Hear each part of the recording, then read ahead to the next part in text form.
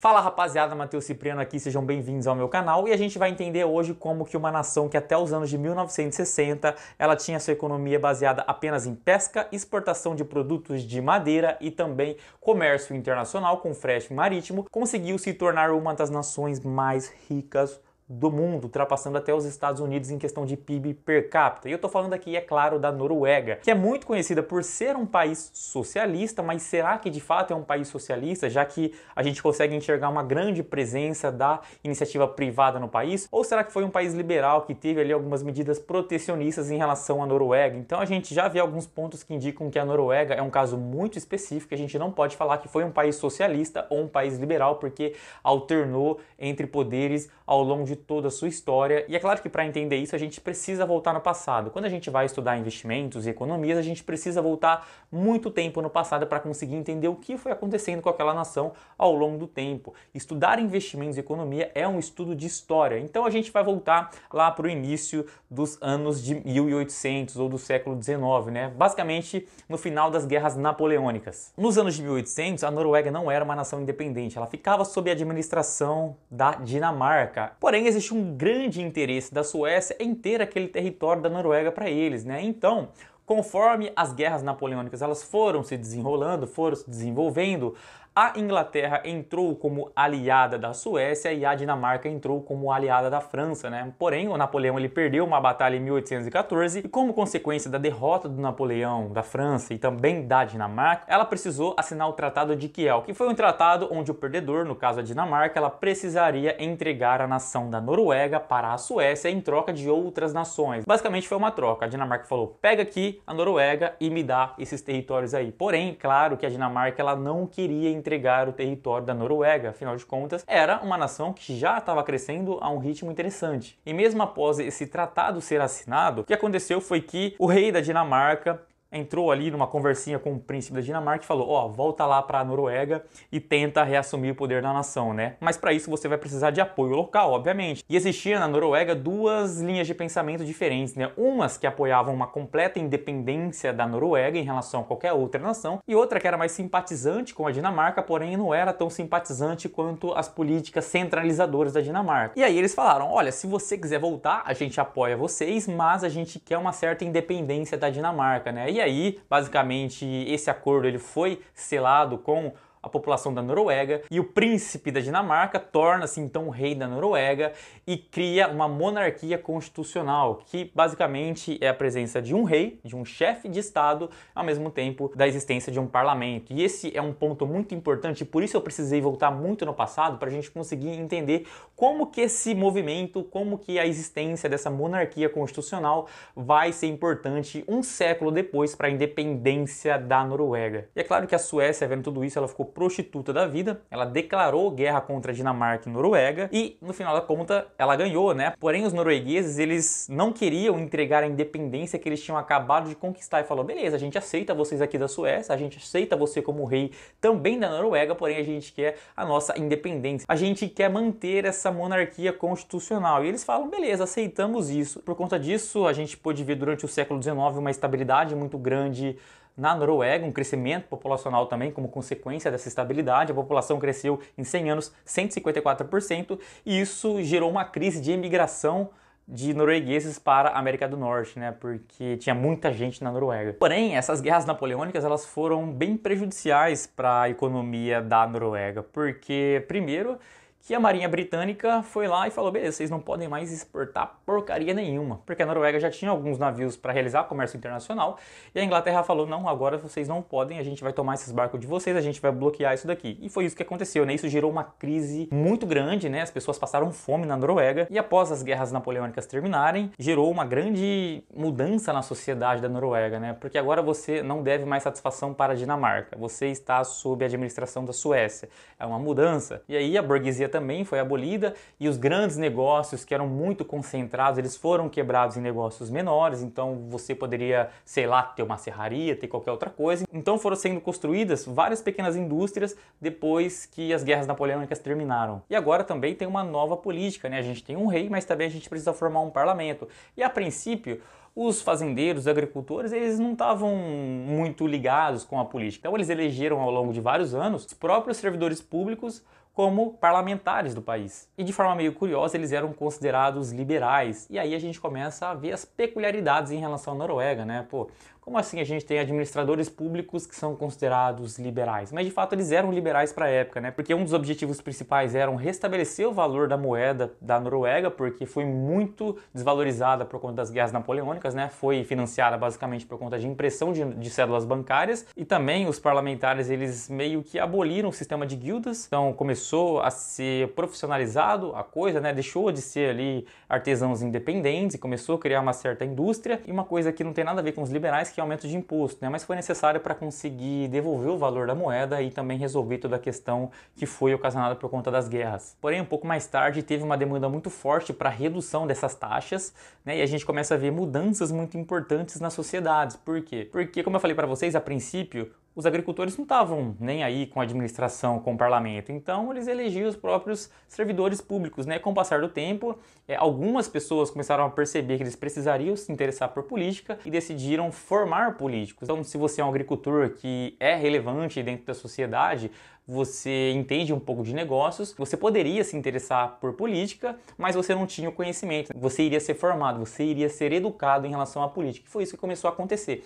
E é claro que com essas pessoas novas entendendo um pouco de política, entendendo um pouco de economia, eles começaram a entender de fato quais eram os interesses dos suecos e também como todas aquelas políticas estavam impactando os próprios agricultores, pescadores, né? Então muitas coisas começaram a mudar após 1830, né? E também o rei da Suécia, ele não morava na Noruega, ele morava na Suécia e tinha um governador central ali na Noruega, né? Só que os noruegueses, eles não gostavam disso. Falaram assim, pô, o cara tá morando fora, ele quer ter poder aqui dentro. A gente tem um governador que não é da Noruega, então a gente tá tendo os nossos interesses deixados de lado. Então começa a criar uma revolta muito grande, isso começa a esquentar a sociedade, até em questão de costume dos próprios noruegueses, né? Eles não falavam nossa própria língua, eles tinham costumes dos suecos, então eles queriam implementar uma propriedade cultural dos noruegueses dentro da própria Noruega, né? Com a educação dos políticos e o desenvolvimento de ideias diferentes, foi sendo orquestrado ali a criação de um partido liberal de fato, que foi constituído em 1884, né? E aí, no mesmo ano, eles deram impeachment para o rei da Noruega e depois de várias negociações que falharam, em 1905 eles assumem de fato o total controle sobre a Noruega, tanto do mercado interno quanto do mercado externo. Eles elegem um rei da Noruega, da própria Noruega. Só quero te pedir antes da gente continuar para você me ajudar a atingir essa meta de monetização aqui, porque eu não consigo fazer isso sem você. Então curta esse vídeo e se inscreva no canal, me ajude com isso aí. E agora, entrando no século XX, né, com um novo governo de fato norueguês que tinha total controle sobre a política interna e externa da Noruega, uma nação que cresceu muito durante a segunda metade do século XIX, do século passado, onde ela adotou novos métodos de produção da Revolução Industrial, ela pegou esse ganho de capital e investiu para a construção, para aperfeiçoar os seus navios. Então, em 1915 a gente vai ver depois que ela conseguiu ser a maior frota de navios mercantes do mundo, né? Um feito muito importante. A Noruega foi e ainda é um importante player no comércio internacional, e também por conta das cachoeiras, a Noruega ela começou a adotar a forma de geração de energia hidrelétrica, né? E a gente começa a ver no início do século que cerca de 3/4 das empresas de energia estavam ou em mão estrangeira ou em pequenos grupos de capitalistas da própria Noruega. Então cria uma resolução para o Estado liberal, o governo liberal, conseguir defender esse setor que é extremamente importante para a Noruega, né? E novamente a gente vê uma peculiaridade, porque um Estado liberal nunca faria isso, de fato liberal não faria isso, mas a gente vê que eles adquiriram um controle ali dessas empresas de energia. Então a gente pode ver um crescimento muito grande até ali o início e um pouco depois da Primeira Guerra Mundial. E aí novamente a Noruega queria ficar neutra, mas ela não conseguiu, porque a Inglaterra falou, beleza, você não pode mais mandar produtos para a Alemanha, você pode vender para outras nações, não para a Alemanha. A Alemanha ficou na mão então, né? Causou um bloqueio novamente. A Noruega conseguiu ainda assim ter um crescimento econômico durante a guerra por conta dessas exportações, mas ela viu uma perda de 50% da sua frota de navios, né? Ela se ferrou novamente. Então, os próximos anos, as próximas décadas é bem difícil para a Noruega, porque ela tem uma valorização muito grande da sua moeda por conta da guerra, e o desemprego também foi muito forte entre os anos de 1927 e 1930, chegou a patamares muito elevados, e é claro que em períodos de guerra a gente vê mudanças na sociedade, políticas e econômicas, né? E aí, o Partido dos Trabalhadores é eleito em 1935. E é claro que, como todo partido socialista, eles querem aumentar os gastos do Estado, né? O Estado fica cada vez mais interventor na economia, mas esses pedidos eles eram negados pelo Partido Liberal. Agora, com o Partido dos Trabalhadores no poder, ele poderia exercer esse tipo de política. E aí estourou uma outra guerra, a Segunda Guerra Mundial, né? Onde novamente tentou ficar neutra, mas ela não conseguiu. A Alemanha foi e invadiu a Noruega, e é claro que os noruegueses eles protestaram pacificamente a princípio, mas com os nazistas não tinha nada disso, né? E muita gente foi morta ou foi presa por conta disso. E aí começou muitas sabotagens, que foi muito importante para o desenrolar da guerra. Um ponto muito importante é que os noruegueses eles foram pioneiros na mudança de motores a vapor para motores a diesel dos seus navios, né? Novamente eles tinham cerca de 7% da frota mundial de navios mercantes. Novamente era um grande player no comércio internacional. E os aliados conseguiram retirar os navios da Noruega, né? O que foi muito importante para o desenrolar da Segunda Guerra Mundial. E aí tinha um camarada norueguês que era socialista, que ele nunca conseguiu ser eleito para parlamentar, e com a chegada dos nazistas, ele ficou responsável, ele administrava tudo, né, essa tentativa de nazificação. E não deu certo, os nazistas perderam a guerra, e depois esse cara foi morto, na verdade 25 parlamentares foram mortos, e cerca de 19 mil pessoas que defendiam o nazismo de alguma forma foram presas. E logo depois da Segunda Guerra Mundial, né, com o Partido dos Trabalhadores já no poder, ele consegue a maioria das cadeiras no parlamento, né? Então agora eles têm total controle sobre a economia. E uma das formas de reconstruir o país é você trocar a produção de bens de consumo, né, que seria uma televisão, um rádio, essas coisas, para bens de produção, né, para você investir na capacidade produtiva. E foi isso que aconteceu.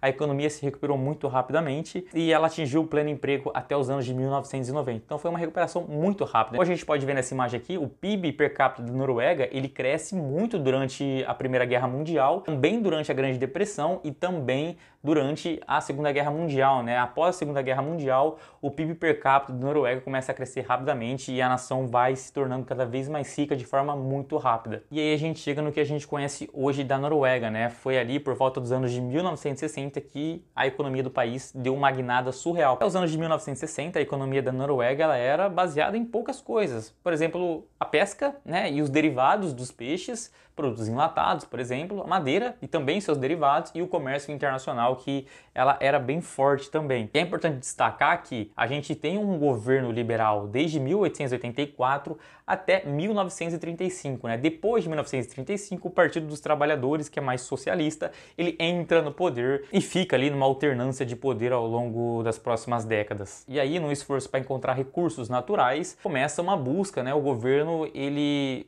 possibilita com que empresas que tenham capital e tenham a expertise passem a explorar petróleo ali nos mares da Noruega. E, incrivelmente, na cagada, as empresas estavam quase desistindo já de procurar petróleo, eles encontram a maior reserva de petróleo já encontrada no mar. Então foi uma parada insana, eles encontraram muito petróleo e a economia da Noruega dá uma guinada gigantesca depois disso. Eles criam a estatal de petróleo State Oil em 1972. Hoje a empresa vale 97 bilhões de dólares, é muita grana. E incrivelmente, né, indo contra o senso comum do que acredita ser um estado interventor, essa empresa estatal, a State Oil, ela foi extremamente eficiente na extração e produção de petróleo, né? A gente vê que no Brasil isso não acontece, né? A Petrobras tá aí pra gente ver.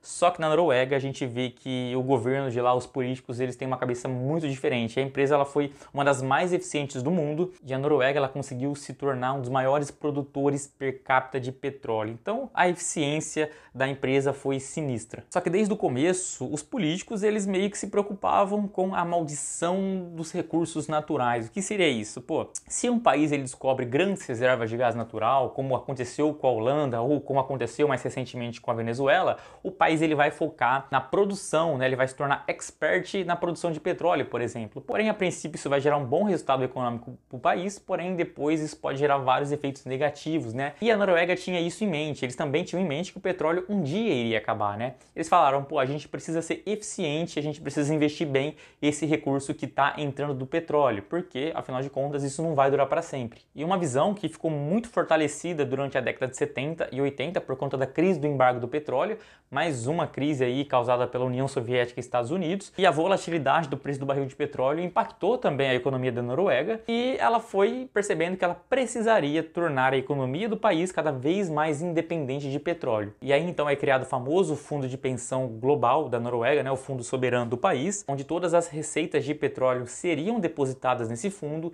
e esses recursos seriam investidos fora da Noruega. E a gente está falando de investimento em quê? Aí que tá. Investimento em ações, renda variável, grande parte do fundo investe em ações. Apple, Microsoft, Tesla, no Brasil tem várias empresas, Banco do Brasil, tem inúmeras empresas. O fundo investe em mais de 9 mil empresas, também investe em real estate, né, imóveis, investe também em renda fixa e energia renovável. Então, um fundo que investe grande parte do seu patrimônio em renda variável. E o governo depositou no fundo 3 trilhões de coroas norueguesas e teve um retorno de 6 trilhões. Atualmente o patrimônio do fundo é de 1 trilhão 180 bilhões de dólares, o maior fundo soberano do mundo.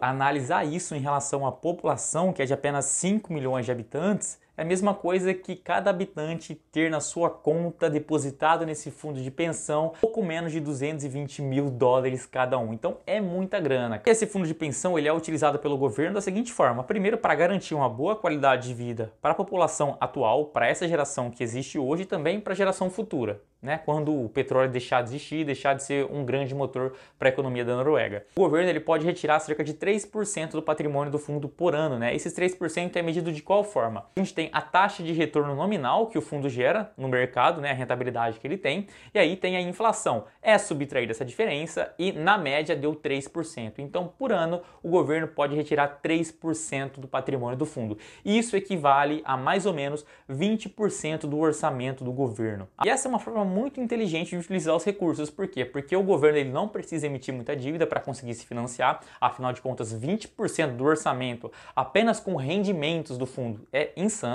O governo não pega dinheiro que foi aportado no fundo, ele pega os rendimentos. E também é uma forma do dinheiro do petróleo ele entrar na sociedade de forma mais devagar. É muito triste ver que, apesar do excelente resultado que o fundo de pensão teve, né, que o governo da Noruega teve, o Brasil, que é muito rico em recursos naturais, em petróleo também, tem uma grande reserva global de petróleo, não se espelha nesse tipo de política, né? Se espelha na política de Cuba, bem sucedida, entre aspas, né, como o Lula diz, se espelha na Venezuela, no Chile, então acaba sendo bem triste isso. Então, tudo está indicando que a Noruega é um país socialista, né? Mas a gente tem que ir com calma com essa afirmação. Primeiro que o país ele foi gerido tanto por um partido liberal, tanto por um partido trabalhista, né, um partido mais socialista. Os dois partidos defendiam fortemente políticas sociais, não é a cara de liberais fazerem isso, e também os liberais, eles defenderam uma proteção das indústrias, dos setores que são importantes para a Noruega, e também não é a cara dos liberais. Da mesma forma, os socialistas, eles também agiram muito pró-mercado, né, via iniciativa privada. Então,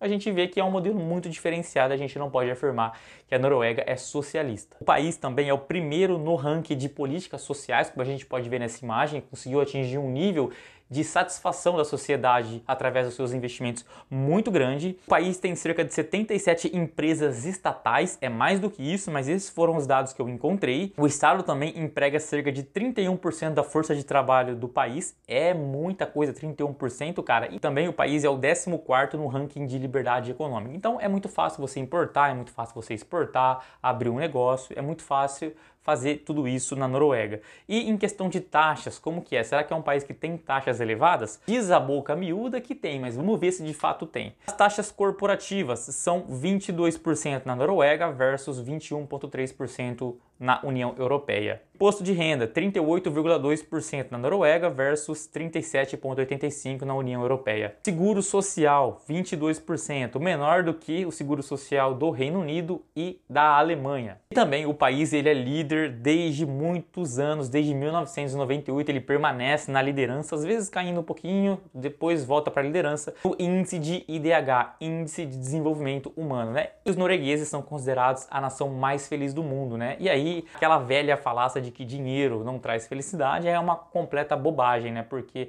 os caras têm o maior PIB per capita do mundo. Eles têm ali basicamente tudo que uma nação precisa: educação, segurança, um nível de respeito muito grande. Então os caras são felizes e dinheiro teoricamente compra felicidade, e é isso que a Noruega mostra pra gente. Em resumo, a gente vê que a Noruega é o quê? Um país que tem uma forte administração pública. A gente pode ver que a Statoil, né, que depois ela foi listada na Bolsa de Valores, ainda permanece sobre administração do Estado, um país onde a administração estatal é muito pesada. Porém, diferente de outros países como o Brasil, o Estado ele gere esses negócios muito bem, ele gere a sociedade muito bem. Se a gente analisar, por exemplo, a dívida do país em relação ao PIB é extremamente baixa para o nível de desenvolvimento que a Noruega tem. Então é um país que não emite muita dívida para conseguir se financiar. Um país onde a distribuição de riqueza ela é feita de forma muito igualitária na sociedade, né? O que seria aqui visto como um socialismo. A iniciativa privada também no país é muito forte. O valor de mercado da Bolsa de Valores da Noruega é de 295 bilhões de dólares,